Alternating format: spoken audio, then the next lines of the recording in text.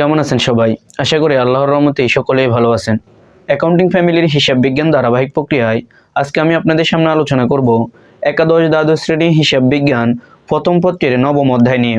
অধ্যায়টির নাম হচ্ছে আর্থিক বিবরণী। এই অধ্যায় থেকে আমাদের প্রতি বছরের 2টি সৃজনশীল প্রশ্ন বাধ্যতামূলকভাবে আনসার করতে হয়।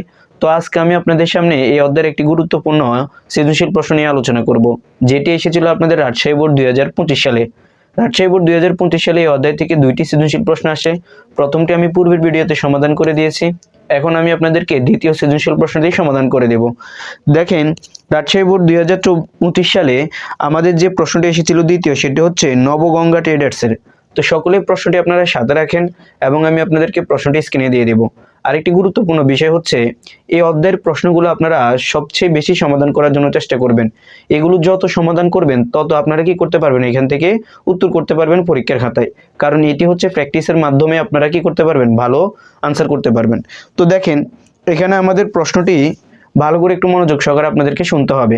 তবে আমি আপনাদেরকে প্রশ্নটি পড়ার আগে যে বিষয়টি বলবো সেটি হচ্ছে, দেখেন, রেয়া মিলের ভিতর আমরা সকলে জানি যে আমাদের আর্থিক বিবরণীতে সমন্বয়ের এন্ট্রি থাকে। তো সমন্বয়ের এন্ট্রিগুলো আমরা কিভাবে বুঝবো?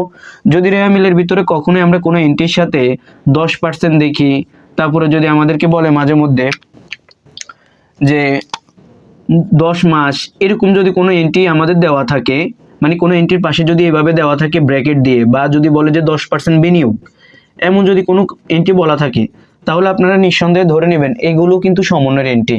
কারণ কেন? আমরা যখন বিনিয়োগের উপরে 10% করব, তখন এই বিনিয়োগের সুদটা কিন্তু দুই জায়গায় যাবে। কেন? আমরা সকলে জানি সমন্বয়ের এন্ট্রি দুই জায়গায় যায়। তো এই বিষয়গুলো একটু ভালো করে মনে রাখবেন। আরেকটা জিনিস বলি, আমি যখন আপনাদেরকে বলবো যে এই এন্ট্রিটি সমন্বয়ের এন্ট্রি, ঠিক আপনারা ওই এন্ট্রির পাশে একটি দাগ দিয়ে দিবেন। কারণ কেন? কারণটি হচ্ছে, আপনারা এখানে যখন প্রশ্ন পড়তে যাবেন বা সমাধান করতে যাবেন, তখন আপনারা খুব সহজে বুঝতে পারবেন এটি সমন্বয়ের এন্ট্রি, আমাকে সমন্বয় করতে হবে, আর এন্ট্রিটি মিনিমাম দুই জায়গায় যাবে। এটি ভালো করে মাথায় রাখবেন। আশা করি বিষয়টি আমি বুঝাতে পেরেছি। এখন আমি আপনাদেরকে প্রশ্নটি পড়ে শোনাবো, অবশ্যই প্রশ্নটির সাথে রাখেন। এখানে বলছে, নবগঙ্গা ট্রেডার্স 2024 সালের 31শে ডিসেম্বর তারিখে রেয়া মিল ও অন্যান্য তথ্যাবলী নিম্নরূপ দিছে। এখানে বলছে, নবগঙ্গা ট্রেডার্সের রেয়া মিল 31শে ডিসেম্বর 2024, হিসাবের নাম ডেবিট টাকা, ক্রেডিট টাকা। এরপরে বলছে মজুদ পণ্য। দেখেন, এখানে মজুদ পণ্য বলতে কি বোঝাচ্ছে? এখানে মজুদ পণ্য বলতে বোঝানো হচ্ছে প্রারম্ভিক মজুদ পণ্যকে। রেয়া মিলের ভিতরে যে মজুদ পণ্য দেওয়া থাকবে সেটা হচ্ছে প্রারম্ভিক মজুদ পণ্য, আর সমন্বয়ে যেটা দেওয়া থাকবে সেটা হচ্ছে সমাপনী মজুদ পণ্য। দেখেন, এখানে বলছে মজুদ পণ্য ক্রয় ও বিক্রয় আন্তঃপরিবহন, যেটা আমার জন্য হচ্ছে যে প্রত্যক্ষ ব্যয়। এরপর হচ্ছে মূলধন, উত্তোলন, মনিহারি খরচ, হাতে নগদ, প্রাপ্য হিসাব, আসবাবপত্র, সাজসজ্জা, 10% বিনিয়োগ। দেখেন, 10% বিনিয়োগ দেওয়া আছে না, তার পাশে একটি দাগ দেন, কারণ এটি সমন্বয়ের এন্ট্রি। এরপরে বলছে কি, বেতন, অনাদায় পাওনা এবং অনাদায় পাওনার সঞ্চিতি। ভালো করে বুঝেন, অনাদায় পাওনা এটা আপনার জন্য ব্যয়, আবার অনাদায় পাওনার সঞ্চিতি এটি হচ্ছে পুরাতন অনাদায় পাওনার সঞ্চিতি। এটি আমাদেরকে বিশদায় বিবরণীতে বিয়োগ করতে হবে। এরপরে দেখেন, দালান কোঠা, 10% ব্যাংক ঋণ। এই যে 10% ব্যাংক ঋণ আছে, এটার সাথে একটি দাগ দিন, কারণ এটিও সমন্বয়ের এন্ট্রি। ব্যাংকে জমা উপভাড়া, ব্যাংকে জমা চলতি সম্পদ আর উপভাড়া আমার জন্য আয়। এরপরে দেখেন, নিচে আমাদেরকে কিছু সমন্বয়ের এন্ট্রি বলছে। এই সমন্বয়ের এন্ট্রিগুলোর মধ্যে কি বলছে দেখেন, সমাপনী মজুদ মালের পরিমাণ 25,000 টাকা। এই যে সমাপনী মজুদ পণ্য, আবার উপরে রেয়া মিলের ভিতরে যে মজুদ পণ্য দেওয়া আছে, দুইটা কিন্তু আলাদা। রেয়া মিলের ভিতরে যেটা দেওয়া আছে সেটা হচ্ছে প্রারম্ভিক, আর সমন্বয়ে যেটা দেওয়া আছে সেটা হচ্ছে সমাপনী। আর সমাপনীটা আমার জন্য চলতি সম্পদ, প্রারম্ভিকটা কিন্তু আমাদের বিক্রিত পণ্যের ব্যয়ের ভিতরে যাবে। এই দুইটি বিষয় মনে রাখেন। মজুরি বকেয়া আছে 6,000 টাকা। এই যে মজুরি বকেয়া আছে 6,000 টাকা, এটিও প্রত্যক্ষ খরচের ভিতরে যাবে। এরপরে দেখেন, এখন একটু খেয়াল করেন, মজুরি বকেয়া আছে 6,000 টাকা। এই যে মজুরিটা বকেয়া আছে, দেখেন রেয়া মিলের কোন জায়গায় মজুরি আছে? রেয়া মিলের ভিতরে কিন্তু আমাদের মজুরি আছে, দেখেন তো আছে কিনা? আমাদের না, রেয়া মিলের ভিতরে আমাদের কোনো মজুরি নেই, তার মানে এই এন্ট্রিটা আমাদের এখানে সমন্বয় করতে হবে না। এরপরে দেখেন 3 নম্বরে বলছে, প্রাপ্য হিসাবের 5% অনাদায় দেনা সঞ্চিতি ও স্থায়ী সম্পদের উপর 10% অবচয় সঞ্চিতির ব্যবস্থা করতে হবে। ভালো করে বুঝেন, প্রাপ্য হিসাবের উপর 5% অনাদায় পাওনা সঞ্চিতি। রেয়া মিলের কোন জায়গায় প্রাপ্য হিসাব আছে দেখেন তো? রেয়া মিলে দেখবেন আপনারা হাতে নগদের পরে প্রাপ্য হিসাব দেওয়া আছে, এটার উপরে 5% অনাদায় পাওনা সঞ্চিতি ধরতে হবে। অর্থাৎ দেনা সঞ্চিতি যে কথা, অনাদায় পাওনা সঞ্চিতি একই কথা। স্থায়ী সম্পদের উপর 10% অবচয় সঞ্চিতি, অর্থাৎ অবচয় ধার্য করতে হবে। দেখেন, স্থায়ী সম্পদ বলতে বোঝানো হচ্ছে আমাদের দালান কোঠা, আসবাবপত্র, অফিস সরঞ্জাম এগুলো। তো দেখেন এখানে কি আছে, আমাদের আসবাবপত্র, অফিস সরঞ্জাম, সাজসজ্জা আছে, যেটার সাথে আপনারা একটি দাগ দিবেন কারণ এখানে 10% অবচয় হবে। দালান কোঠা, এটার সাথে একটি দাগ দিবেন কারণ এখানে 10% অবচয় ধরতে হবে। তো আশা করি আপনারা এতটুকু পর্যন্ত বুঝতে পারছেন। এখন আপনাকে ক নম্বরে বলছে কি দেখেন, অপরিচালন আয়ের পরিমাণ নির্ণয় করো। খ নম্বরে বলছে মোট লাভ 1,93,000 টাকা ধরে 2024 সালের জন্য বিশদ বিবরণী প্রস্তুত করো। গ নম্বরে বলছে 2024 সালের 31শে ডিসেম্বর তারিখে প্রতিষ্ঠানে মোট সম্পদের পরিমাণ নির্ণয় করো। তো এই ছিল প্রশ্নের ধরন। এখন আমি আপনাদেরকে ক, খ, গ তিনটি কি করব, সমাধান করে দিব। তো দেখেন ক নম্বরে আমাদেরকে এখানে বলছে কি যে অপরিচালন আয়ের পরিমাণ নির্ণয় করা, এটি বলছে। তো অপরিচালন আয়ের পরিমাণ যদি নির্ণয় করতে হয় আপনাদেরকে জানতে হবে যে অপরিচালন আয়টা কি। অপরিচালন আয় বলতে বোঝানো হচ্ছে একটি ব্যবসায় প্রতিষ্ঠান যে উদ্দেশ্যে চলে। দেখেন ব্যবসায় প্রতিষ্ঠানের একটা উদ্দেশ্য থাকে, তার উদ্দেশ্যটা হচ্ছে কি নিট মুনাফা বা মুনাফা অর্জন করা। এখন তার উদ্দেশ্যের বাইরে গিয়ে যদি কোনো অনাকাঙ্ক্ষিত আয় হয় তাকে আমরা অপরিচালন আয় বলি। মানে যে আয় সে আশা করে নাই কিন্তু আয়টা হয়ে গিয়েছে তাকে আমরা অপরিচালন আয় বলে থাকি। তো এমন আয়গুলো কি কি আছে দেখেন, আমাদের এখানে দেওয়া আছে বিনিয়োগ। দেখেন তো 10% বিনিয়োগ দেওয়া আছে। এই যে কোম্পানি বিনিয়োগ করছে একটি জায়গায়, এখন সেখান থেকে সে সুদ পাবে, এটা তার অনাকাঙ্ক্ষিত একটি আয় যাকে আমরা অপরিচালন আয় হিসেবে ধরে নিব। তো দেখেন এখানে আমরা লিখে নিব বিনিয়োগের সুদ। কি লিখবেন? বিনিয়োগের সুদ। তো বিনিয়োগের সুদটা আপনি কিভাবে বের করবেন দেখেন, আপনার বিনিয়োগ কতটুকু সেটি দেখেন। বিনিয়োগ হচ্ছে আপনার 50,000 টাকা। এই 50,000 টাকা আপনি এখানে বসাবেন, তার উপরে 10% করবেন যেহেতু 10% দেওয়া আছে।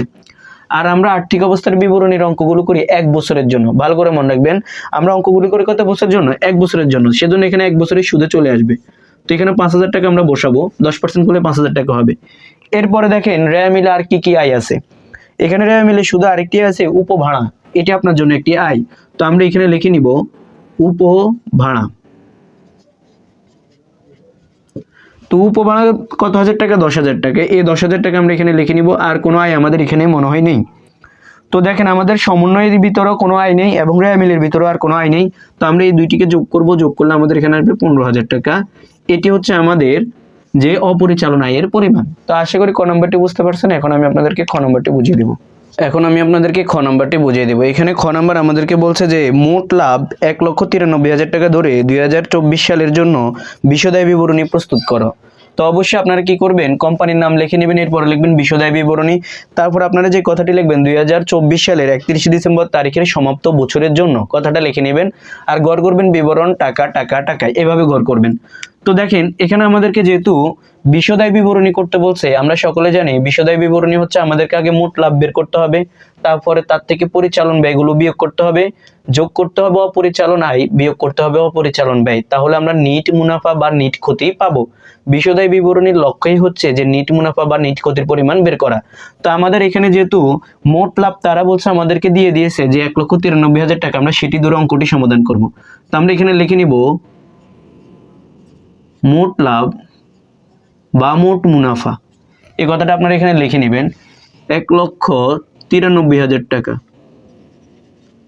দেখেন এই 1,93,000 টাকা আপনারা এখানে লিখে নেবেন। এরপরে তার থেকে বিয়োগ করবেন পরিচালন ব্যয়গুলো। পরিচালন ব্যয়।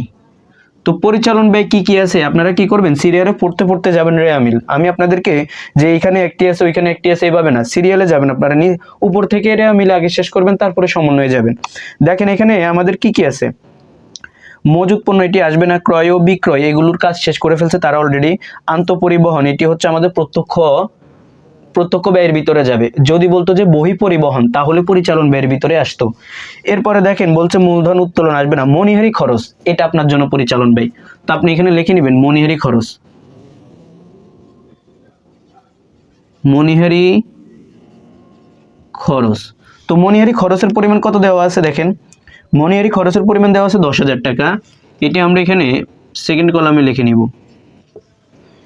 এরপরে দেখেন কি আছে আমাদের হাতে নগদ প্রাপ্য হিসাবে, এগুলো এখানে আসবে না। আসবাবপত্র, সাজসজ্জা এগুলো এখানে আসবে না। 10% বিনিয়োগ, আর বিনিয়োগের উপরে যে সুদ সেটা অপরিচালন আয় হবে। বেতন এটা আপনার জন্য পরিচালন ব্যয়। তো আপনি এখানে লিখে নেবেন বেতন। তো বেতনের পরিমাণ দেওয়া আছে কত, বেতনের পরিমাণ দেওয়া আছে 25,000 টাকা। এটি আমরা এখানে লিখে নিব। এরপরে দেখেন আমাদের দেওয়া আছে অনাদায় পাওনা। দেখেন অনাদায় পাওনা যে কথা, কুরিন এক কথা, এটা প্রতিষ্ঠানের জন্য একটি পরিচালন ব্যয়। তো আমরা এখানে লিখে নিব অনাদায় পাওনা।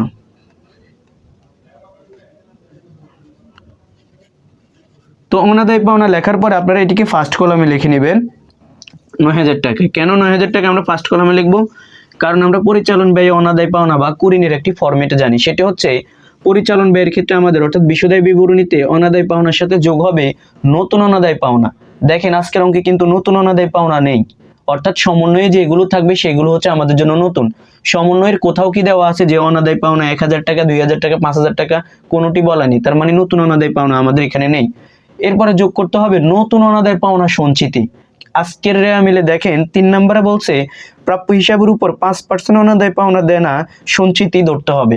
এই যে অনাদায় পাওনা দেনা বা অনাদায় পাওনা সঞ্চিতি বলছে, এটা কিন্তু এখানে চলে আসবে। এটা হচ্ছে নতুন অনাদায় পাওনা সঞ্চিতি। তো আমরা এখানে যোগ করব, যোগ নতুন অনাদায় দেখেন পাওনা সঞ্চিতি। এখানে আমি পাওনা এরপরে সঞ্চিতি লিখছি, আপনারা একটু বুঝে নেবেন। দেখেন তো নতুন অনাদায় পাওনা সঞ্চিতিটির সাথে কেন যোগ হয়? কারণ এটা আমাদের অনাদায় পাওনা নামক যে ব্যয়টা আছে সেটাকে বৃদ্ধি করে, অর্থাৎ কুরিন খরচের পরিমাণকে বাড়ায়। তো আমরা এখন নতুন অনাদায় পাওনাটা কিভাবে বের করব? তার এই প্রশ্ন বলছে যে প্রাপ্য হিসাবের উপর 5%।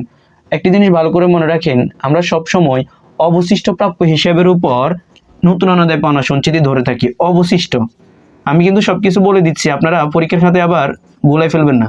দেখেন অবশিষ্ট প্রাপ্য হিসাব আপনাদেরকে বের করতে হবে। তো অবশিষ্ট প্রাপ্য হিসাব আপনারা কিভাবে বের করবেন? এটি হচ্ছে অবশিষ্ট প্রাপ্য হিসাবের সাথে, অর্থাৎ রেয়া মিলের ভিতরে আপনাদের প্রাপ্য হিসাব কত দেওয়া আছে? রেয়া মিলের ভিতরে দেখেন নগদের পরে দেওয়া আছে প্রাপ্য হিসাব ৮০,০০০ টাকা। এই যে ৮০,০০০ টাকা প্রাপ্য হিসাব দেওয়া আছে, তার সাথে যোগ করবেন আপনি যদি ধারে কোনো বিক্রয় করেন সেটা যোগ করবেন, অথবা ধারে যদি আপনি সেবা প্রদান করেন সেটি যোগ করবেন। বিয়োগ করবেন নতুন অনাদায় পাওনা। বিয়োগ করবেন কি? নতুন অনাদায় পাওনা অথবা নতুন কুরিন। আজকের সমন্বয় কিন্তু আমাদের নতুন অনাদায়ী পাওনা বা নতুন কুরিনটা নেই, সেজন্য এটাকে আমরা এখান থেকে বিয়োগ করতে পারছি না। তো আমাদের আর কিছু যেহেতু বিয়োগ করার নেই, সেজন্য নতুন অনাদায়ী পাওনা সঞ্চিতি ৫% যেটা বলছে সেটা একদম আমরা সরাসরি এখানে গুণ করে ফেলবো। তো আমাদের এখানে গুণ করলে দেখবেন আসবে ৪,০০০ টাকা। আপনারা ক্যালকুলেশনে করে নেবেন। তো এখানে আমরা ৪,০০০ টাকা এখানে বসাবো। বসানোর পর আমাদের টোটাল এখানে আসবে কি? নতুন, এখানে দেখেন দুইটি যোগ করলে আসবে ১৩,০০০ টাকা। এই ১৩,০০০ টাকা আমি এখানে কেন লিখছি? কারণ আমরা সকলে জানি অনাদায় পাওনার সাথে নতুন অনাদায় পাওনা যোগ করতে হয়, যোগ করতে হয় নতুন অনাদায় পাওনা সঞ্চিতি, বিয়োগ করতে হবে পুরাতন অনাদায় পাওনা সঞ্চিতি। পুরাতন অনাদায় পাওনা সঞ্চিতি এটিকে বিয়োগ করতে হবে। তো রেয়া মিলের ভিতরে যেটা দেওয়া থাকবে অনাদায় পাওনা সঞ্চিতি সেটা হচ্ছে পুরাতন। তো দেখেন সেটি দেওয়া আছে কত? অনাদায় পাওনা এবং অনাদায় পাওনা সঞ্চিতি ৯,০০০ এবং ৫,০০০ টাকা দেওয়া আছে। তো ৫,০০০ টাকা আপনারা এখান থেকে বিয়োগ করে ফেলবেন, ৮,০০০ টাকা। এই ৮,০০০ টাকা আমরা এখানে বসিয়ে দেবো। এরপরে দেখেন আমাদের আর কোনো ব্যয় কি আছে কিনা রেয়া মিলের ভিতরে। রেয়া মিলের ভিতরে দেখেন আমাদের দেওয়া আছে এখানে দালান কোঠা 10%, ব্যাংক ঋণ, ব্যাংকে জমা, উপভাড়া, এগুলো আমাদের এখানে কেন কোনো কিছু আসবে না। এখন আমরা দেখব যে আমাদের সমন্বয় কোনো ব্যয় আছে কিনা। সমাপনী মজুত পণ্য, চলতি সম্পদ আসবে না। মজুরি বকেয়া আছে ৬,০০০ টাকা, এটি এখানে আসবে না, এটি হচ্ছে প্রত্যক্ষ ব্যয়ের ভিতরে যায়। প্রাপ্য হিসাবের উপর ৫% অনাদায় দেনা সঞ্চিতি, এটির কাজ শেষ। এরপরে দেখেন স্থায়ী সম্পদের উপর 10% অবচয় সঞ্চিতি ধরতে হবে। এবার আসেন আমাদের এখানে রেয়া মিলের ভিতরে স্থায়ী সম্পদ কি কি আছে। রেয়া মিলের ভিতরে দেখেন আসবাবপত্র ও সাজসজ্জা, এটি একটি স্থায়ী সম্পদ। দালান কোঠা এই আরেকটি স্থায়ী সম্পদ, মোট দুইটি। তো আমরা এখানে এদের অবচয়গুলো নিয়ে আসবো। তো আমরা এখানে লিখে নিব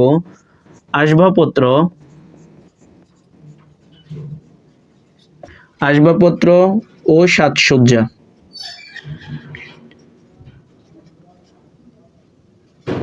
সাজসজ্জার অবচয় তো কথা, এটি আপনারা এখানে নিয়ে আসবেন। তো দেখেন আমাদের রেয়া মিলের ভিতরে এটি দেওয়া আছে কত? ২,০০,০০০ টাকা দেওয়া আছে। হ্যাঁ, ২,০০,০০০ টাকা দেওয়া আছে। তো আমরা ২,০০,০০০ টাকার উপরে অবচয় 10% করব, ১ বছরের অবচয়। তাহলে আপনারা দেখবেন এখানে ২০,০০০ টাকা আসবে। এই ২০,০০০ টাকা আপনারা এখানে বসিয়ে দেবেন, জাস্ট এটা। এরপরে দেখেন আপনাদের দালান কোঠা আছে। তো আপনারা এখানে লিখে নেবেন দালান কোঠা। দালান কোঠা দেওয়া আছে আপনাদের এখানে ২,২০,০০০ টাকা। এই ২,২০,০০০ টাকা আপনারা এখানে বসাবেন। এরপরে তার উপরে 10% করবেন। এরপরে দেখবেন আপনাদের এখানে আসবে ২২,০০০ টাকা। তো দেখেন আপনাদের আর কোনো পরিচালন ব্যয় কিন্তু এখানে নেই। তো আপনারা এগুলো কি করবেন? এই সবগুলো যোগ করবেন। যোগ করলে আপনাদের এখানে কত আসে দেখেন, ১০,০০০ টাকা যোগ 25,000 টাকা, এরপরে যোগ হচ্ছে আপনাদের এখানে 50,000 টাকা। তো যোগ করলে 85,000 টাকা আসবে। এই 85,000 টাকা আমরা এখানে বসিয়ে দেব। তাহলে দেখেন আমাদের এগুলো হচ্ছে পরিচালন ব্যয়। এই পরিচালন ব্যয় এখন আমরা কি করব, এখানে মোট লাভ থেকে বিয়োগ করে ফেলবো। তো যদি লাভ থেকে বিয়োগ করে আমাদের এখানে কত আসে দেখেন, 1,93,000 টাকা। এটি থেকে বিয়োগ করলে আমাদের এখানে আসবে 1,08,000 টাকা। এটা আমরা এখানে বসাবো। তাহলে দেখেন আমাদের এটা হচ্ছে পরিচালন মুনাফা। এখন এটার সাথে আমরা যোগ করব অপরিচালন আয়। ক নাম্বারে কিন্তু আমি আপনাদেরকে অপরিচালন আয়টা দেখিয়ে দিয়েছি। তো অপরিচালন আয় আপনারা যেহেতু ক নাম্বারে পেয়েছেন, তাহলে আপনারা এখানে লিখে দিতে পারেন যে ক হতে, পরীক্ষার খাতে এভাবে করলেও হবে। তো 15,000 টাকা পেয়েছিলাম, এই 15,000 টাকা আমরা এখানে বসাবো। তো যদি যোগ করি আমাদের এখানে কত আসে দেখেন, আমাদের এখানে আসবে 23,000 টাকা, সরি 1,23,000 টাকা, 1,23,000 টাকা। এটি আমরা এখানে বসাবো। এর থেকে আমরা বিয়োগ করব অপরিচালন বা অন্যান্য ব্যয়। অপরিচালন যে কথা, অন্যান্য একই কথা। তো অপরিচালন ব্যয়গুলো আমরা বিয়োগ করব। তো অপরিচালন ব্যয়ের ভিতর দেখবেন আপনারা এখানে ব্যাংকের, আপনারা দেখেন আপনাদের মিলে দেওয়া আছে ব্যাংক ঋণ দেওয়া আছে 10% ব্যাংক ঋণ। ব্যাংক ঋণের উপরে আপনারা অবশ্যই সুদ ধার্য করবেন, কারণ এটা আপনার জন্য অবশ্যই অপরিচালন ব্যয়। তো আমরা লিখবো এখানে ব্যাংক ঋণের সুদ, ব্যাংক ঋণের সুদ। তো কিভাবে ধরবো আমরা, এখানে দেখেন ব্যাংক ঋণ দেওয়া আছে 18,000 টাকা, তার উপর আপনারা এখানে 10% করবেন, তাহলে দেখবেন যে আপনাদের এখানে আসবে 1800 টাকা। এটি এখান থেকে বিয়োগ করে ফেলবেন। তো 1800 টাকা আমরা এখান থেকে বিয়োগ করব। তো বিয়োগ করলে আমাদের এখানে কত আসে দেখেন, 23,000 টাকা। আমরা যদি এখান থেকে বিয়োগ করি 1800 টাকা, আমাদের এখানে আসবে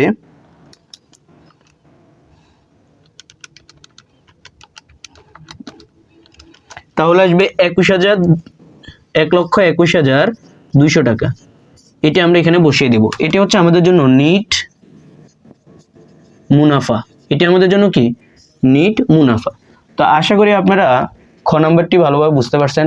এখন আমি আপনাদেরকে গ নাম্বারটি সমাধান করে দিব। এখন আমি আপনাদেরকে গ নাম্বারটি বুঝিয়ে দিব। এখানে গ নাম্বার আমাদেরকে বলছে 2024 সালের 31 ডিসেম্বর তারিখে প্রতিষ্ঠানের মোট সম্পদের পরিমাণ নির্ণয় করো। অর্থাৎ আর্থিক অবস্থার বিবরণীর আংশিক করতে বলছে। তো আপনারা অবশ্যই কোম্পানির নাম লিখে নেবেন, লিখবেন এখানে আর্থিক অবস্থার বিবরণী, পাশে লিখে নেবেন আংশিক। কারণ আমরা জানি আর্থিক অবস্থার বিবরণীতে আমাদেরকে সম্পদ সমান সমান দায় যোগ মালিকানা শর্ত এটি প্রমাণ করতে হয়। তো যেহেতু আমাদেরকে এখানে সম্পদেরটা বের করতে বলছে, তো আমরা এখানে উপরে লিখে নিব সম্পদ সমূহ, সম্পদ সমূহ এটি আমরা এখানে লিখে নিব। তো সম্পদের ভিতরে প্রথমে আমাদের যেটি আসবে সেটি হচ্ছে চলতি সম্পদ।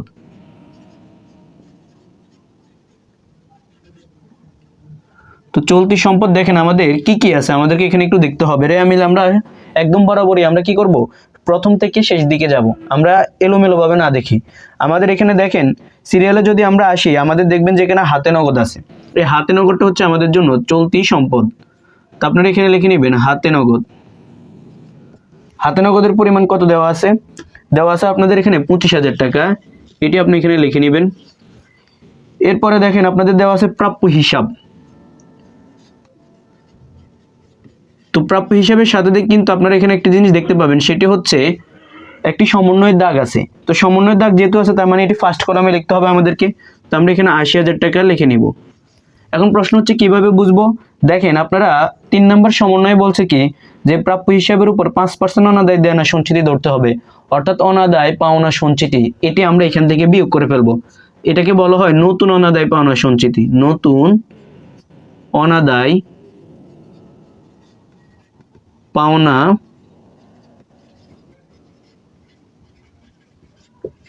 তো সঞ্চিতির পরিমাণ কত পেয়েছিলাম আমরা এখানে, আমরা নতুন অনাদায় পাওনা সঞ্চিতির পরিমাণ পেয়েছিলাম আপনাদের যে 4,000 টাকা। এই 4,000 টাকা আমরা এখান থেকে বিয়োগ করে ফেলবো।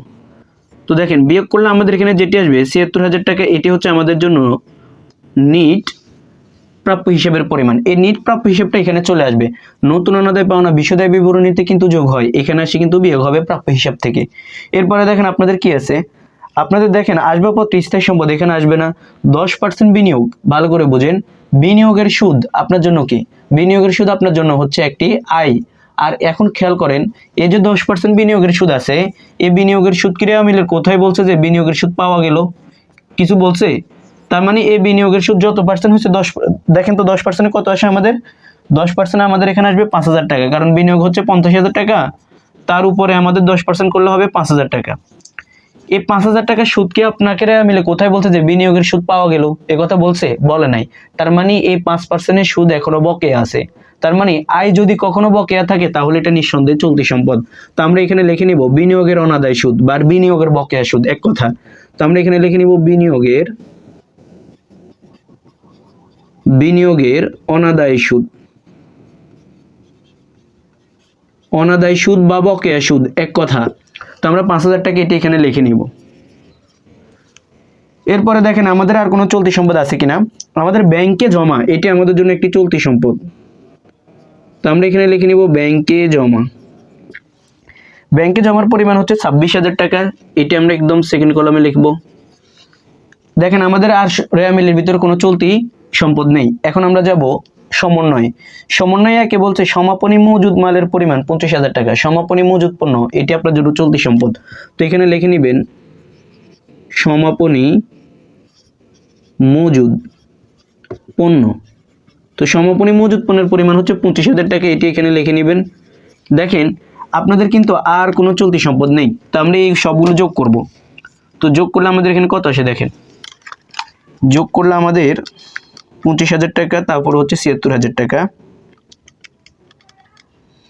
তারপর হচ্ছে 5,000 টাকা, এরপরে হচ্ছে 26,000 টাকা, তারপরে 25,000 টাকা। তাহলে আমাদের এখানে আসবে 1,57,000 টাকা। এই যে 1,57,000 টাকার সেটি হচ্ছে চলতি সম্পদ। তা আমরা জানি সম্পদ হচ্ছে সাধারণত চলতি সম্পদ, দীর্ঘমেয়াদী সম্পদ, স্থায়ী সম্পদ, অলিক সম্পদ, এগুলো। তো আমাদের এখানে যেটি আসবে সেটি হচ্ছে দীর্ঘমেয়াদী সম্পদ আসবে। এবার দীর্ঘমেয়াদী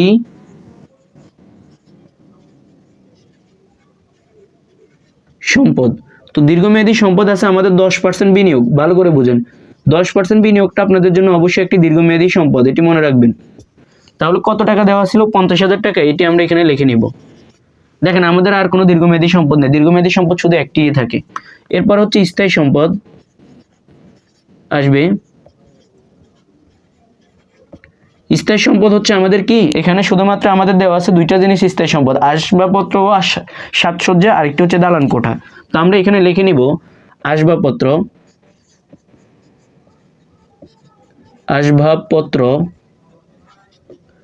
ও সাজসজ্জা। এটি লেখার পর আপনারা কি করবেন, এই টাকাটাকে আপনারা সেকেন্ড কলাম, ফার্স্ট কলামে লিখবেন। কেন ফার্স্ট কলামে লিখবেন? কারণ আছে, দাঁড়ান। এখানে আপনারা লিখে নেবেন 2 লক্ষ টাকা। এই 2 লক্ষ টাকা আপনারা এখানে লিখে নেবেন।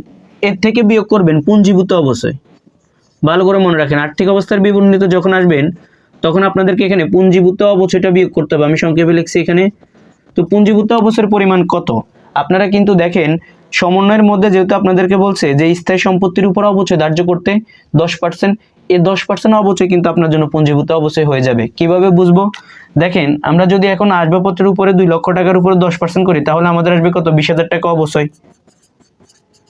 তো এখন আমাদের দেখেন এই অবচয়ের সাথে যদি আমরা একাধিক বছর অবচয় যোগ করি তাহলে আমাদের জন্য সেটা হবে পুঞ্জীভূত অবচয়।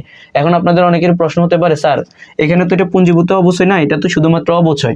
মনে রাখেন প্রথম বছরের অবচয় যেই কথা, প্রথম বছরের পুঞ্জীভূত অবচয় সেই কথা। তো আমরা এখানে লিখে নিব 20,000 টাকা। তো 20,000 টাকা আমরা এখানে লেখার পরে পাবো কত? 1,80,000 টাকা বিয়োগ করে দিলে এটা এখানে লিখে নিব। এরপর আমাদের আছে দালান কোঠা। দালান কোঠা, তো দালান কোঠার পরিমাণ কত টাকা? 2,20,000 টাকা। এই 2,20,000 টাকা আপনারা এখানে লিখে নেবেন। তার থেকে সেম ভাবে বিয়োগ করবেন পুঞ্জীভূত অবস্থাটা। কি বিয়োগ করবেন? পুঞ্জীভূত অবস্থাটা বিয়োগ করবেন। তো সেম আমরা যদি পুঞ্জীভূত অবস্থা কিন্তু বের করছিলাম 22,000 টাকা আসছিল, তো 22,000 টাকা আমরা এখান থেকে বিয়োগ করে ফেলব। তো বিয়োগ করলে আমাদের এখানে কত আসে? 1,98,000 টাকা আসবে। 1,98,000 টাকা। তাহলে আমাদের স্থায়ী সম্পত্তি টোটাল কত হয় দেখেন, 1,80,000 টাকা যোগ 1,98,000 টাকা। তাহলে আমাদের এখানে আসবে 3,78,000 টাকা। এই যে 3,78,000 টাকা আসছে এটি হচ্ছে আপনার জন্য টোটাল স্থায়ী সম্পদের পরিমাণ। এখন আপনি মোট সম্পদগুলোকে যোগ করেন, 1,57,000 টাকা যোগ 50,000 টাকা। তাহলে আপনাদের এখানে আসবে 5,85,000 টাকা। দেখেন এই 5,85,000 টাকা, এই 5,85,000 টাকা হচ্ছে আপনার জন্য মোট সম্পদ। তো আপনারা এখানে লিখে নেবেন মোট সম্পদ। তো আমি আশা করি আপনারা পুরো সৃজনশীল প্রশ্নটি খুব সহজে বুঝতে পারছেন। যদি বুঝতে কোথাও সমস্যা থাকে তাহলে অবশ্যই আমাদেরকে কমেন্ট করে জানাতে পারেন। আর অবশ্যই আমাদের চ্যানেলটি সাবস্ক্রাইব করে আমাদের পাশে থাকেন, কারণ আমরা নিয়মিত আপনাদেরকে নতুন নতুন সৃজনশীল প্রশ্নগুলো সমাধান করে দিচ্ছি। সকলে যদি আমাদের লাইভ ক্লাসে যুক্ত হতে চান তাহলে অবশ্যই আমাদের অ্যাকাউন্টিং ফ্যামিলি ফেসবুক পেজে যুক্ত হতে পারেন। সেখানে আমরা নিয়মিত লাইভ ক্লাস নেব ইনশাআল্লাহ আপনাদের পরীক্ষার আগ পর্যন্ত। সকলেই ভালো থাকবেন, সুস্থ থাকবেন। আসসালামু আলাইকুম।